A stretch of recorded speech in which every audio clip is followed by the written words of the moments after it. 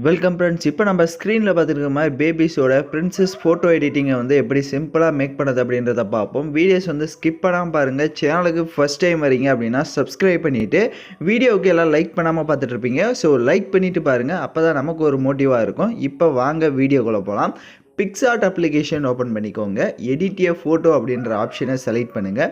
So இந்த வீடியோவுக்கான அந்த background images பார்த்திங்க அப்படின்னா நம்ம டெலிகிராம் குரூப்பில் கொடுத்துருக்கேன். இப்போ ஸ்க்ரீனில் ஷோ ஆகிற மாதிரி அந்த குரூப்பில் சர்ச் பண்ணிங்க அப்படின்னா மெட்டீரியல் வரும், நீங்கள் யூஸ் பண்ணிக்கோங்க. ஃபஸ்ட்டு வந்துட்டு அந்த பேக்ரவுண்ட் இமேஜை வந்து நம்ம செலக்ட் பண்ணிக்கலாம்.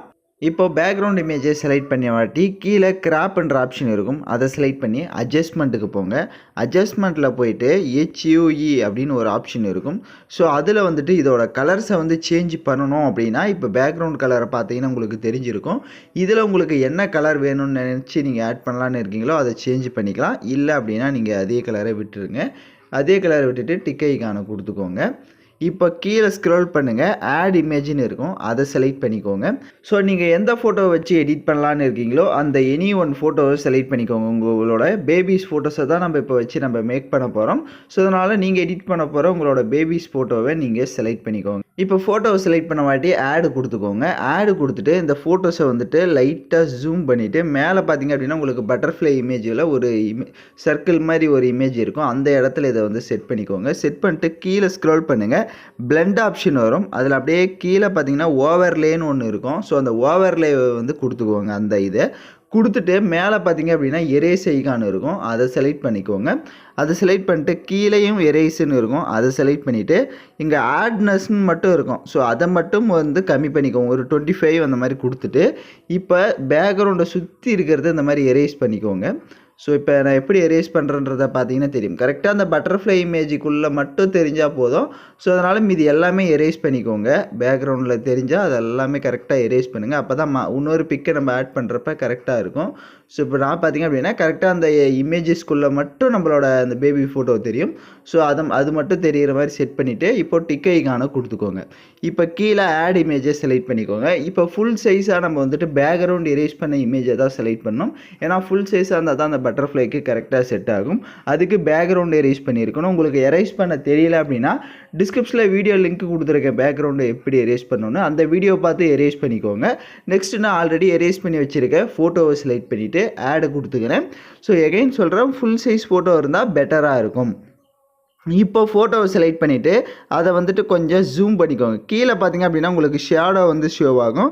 ஸோ அந்த ஷேடோவில் அந்த கால் படுற மாதிரி நீங்கள் வந்து கரெக்டாக வந்து செட் பண்ணிக்கோங்க. ஸோ இப்போ பார்த்தீங்கன்னா தெரியும் நான் எப்படி கரெக்டாக அந்த பட்டர்ஃப்ளை சென்டரில் அதை வந்து ஃபோட்டோவும் செட் பண்ணியிருக்கேன். கீழே அந்த ஷேடோவில் வந்து செட் ஆகிற மாதிரி இருக்கும். இப்போ மேலே எரேஸ் ஐகானை எகைன் கிளிக் பண்ணிக்கோங்க. கீழே அந்த எரேஸ் ஆப்ஷனை கிளிக் பண்ணிட்டு ஹார்ட்னஸை மட்டும் கம்மி பண்ணிவிட்டு ஃபோட்டோஸை ஜூம் பண்ணிவிட்டு அந்த கால் படலை அப்படின்னா அதை லைட்டாக அந்த மாதிரி எரேஸ் பண்ணிக்கோங்க. நான் எப்படி எரேஸ் பண்ணுறேன்றதை பார்த்தீங்கன்னா தெரியும். அப்போ தான் வந்துட்டு அது கூட அட்டாச்சு ஆன மாதிரி இருக்கும்.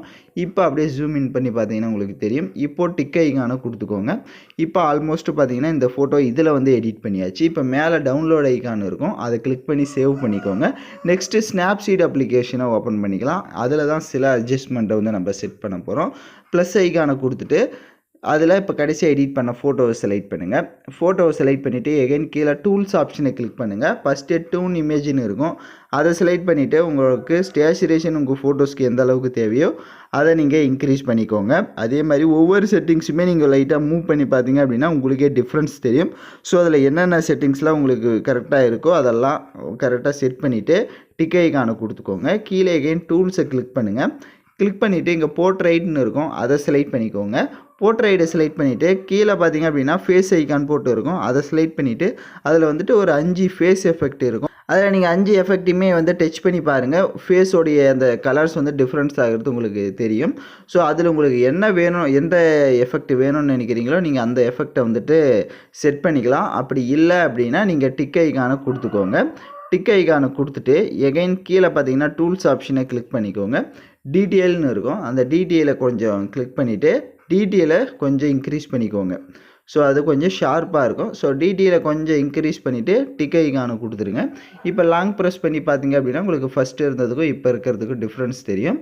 வேணும் அப்படின்னா கீழே எகைன் டூல்ஸை கிளிக் பண்ணுங்கள். அந்த போர்ட்ரைட்டை செலக்ட் பண்ணிக்கோங்க. போர்ட்ரைட்டை செலக்ட் பண்ணிவிட்டு அது நன்னுலே இருக்கட்டும் எஃபெக்ட்டும். அப்படியே லைட்டாக ஸ்க்ரோல் பண்ணிங்க அப்படின்னா ஸ்கின் ஸ்மூத்துன்னு வரும். ஸ்கின் ஸ்மூத்தை வேணும் அப்படின்னா லைட்டாக இன்க்ரீஸ் பண்ணிவிட்டு டிக் ஐகானை கொடுத்துக்கோங்க. இப்போ கீழே எக்ஸ்போர்ட் ஆப்ஷனை கிளிக் பண்ணி நீங்கள் இந்த இமேஜை வந்து சேவ் பண்ணிக்கலாம்.